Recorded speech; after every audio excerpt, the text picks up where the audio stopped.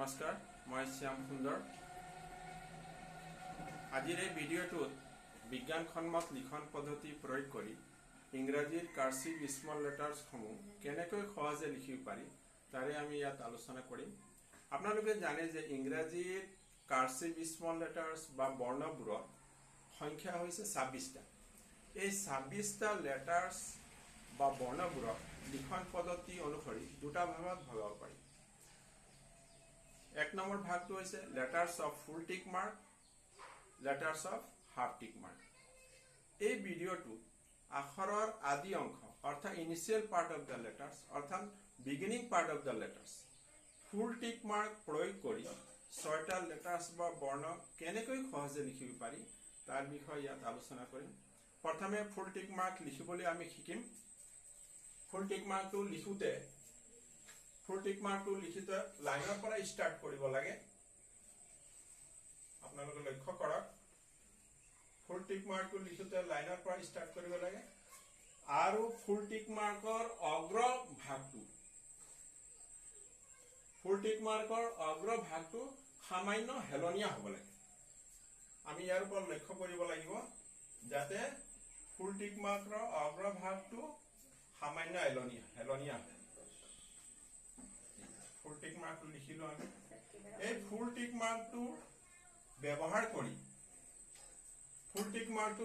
কৰি 6টা লেটাৰ লিখিব পাৰি।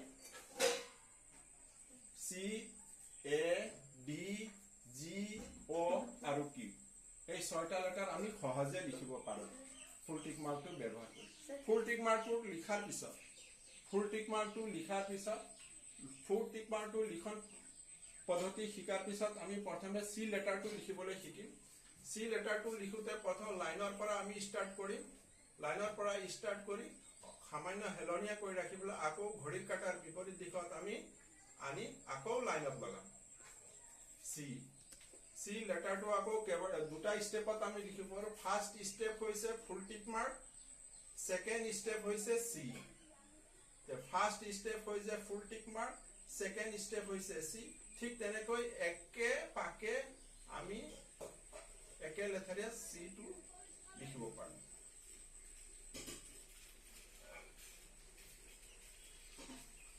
চি আখৰটো সুন্দৰকে আমি লিখিব পাৰোঁ।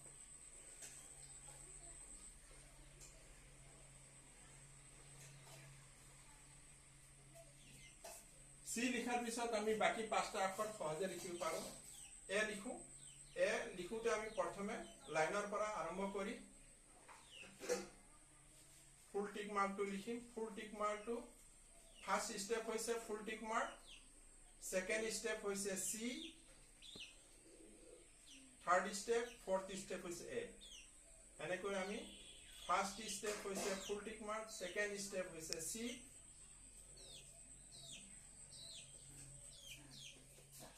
ফাৰ্ষ্ট ষ্টেপ হৈছে full tick mark, second step হৈছে C, third step and fourth step A. এনেকৈ একে লেঠাৰিয়ে একে পাকে আমি সুন্দৰকে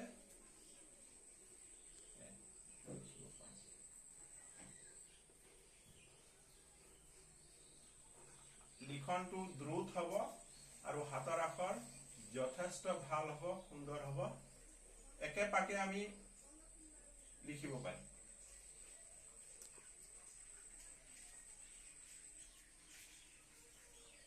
তৃতীয় লেটাৰটো হৈছে ডি। ঠিক তেনেকৈ চি লেটাৰটো ব্যৱহাৰ কৰি আমি ডি লিখিব পাৰোঁ। ফাৰ্ষ্ট ষ্টেপ হৈছে full tick mark, second step হৈছে C, third step and fourth step হৈছে ডি। এনেকৈ আমি কেইবাটাও ষ্টেপত লিখিব পাৰোঁ,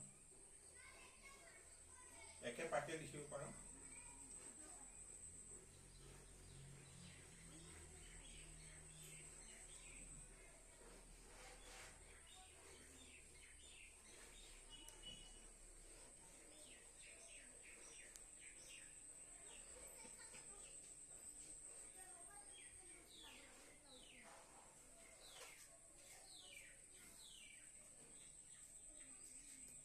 চাৰি নম্বৰ আখৰটো হৈছে জি। জিটো দুয়োটাই সেই একেই প্ৰসেস ফার্স্ট স্টেপ হৈছে full tick mark second step হৈছে সি থার্ড ফোর্থ স্টেপ হৈছে জি ফার্স্ট স্টেপ হৈছে full tick mark second step হৈছে সি থার্ড স্টেপ হৈছে জি আমি এনেকৈ একেবাৰে লিখিম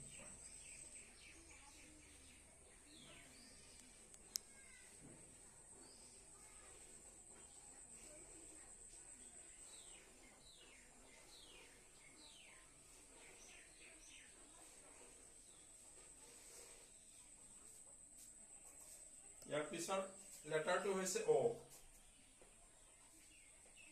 ফার্স্ট স্টেপ হৈছে full tick mark second step হৈছে C third step and fourth step আমি এনেকৈ ফার্স্ট স্টেপ চাৰিটা স্টেপত লিখিব পাৰোঁ O লেটাৰ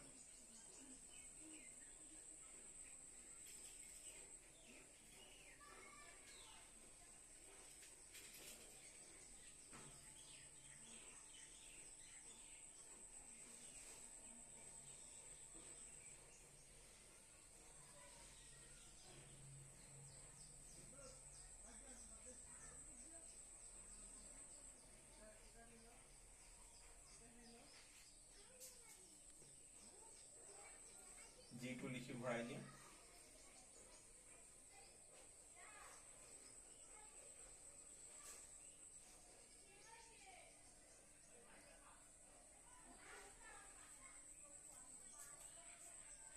শেষৰ লেটাৰটো হৈছে কিউ কিউটো হি একেই প্ৰসেস ফার্স্ট স্টেপ হৈছে full tick mark second step হৈছে C third step and fourth step Q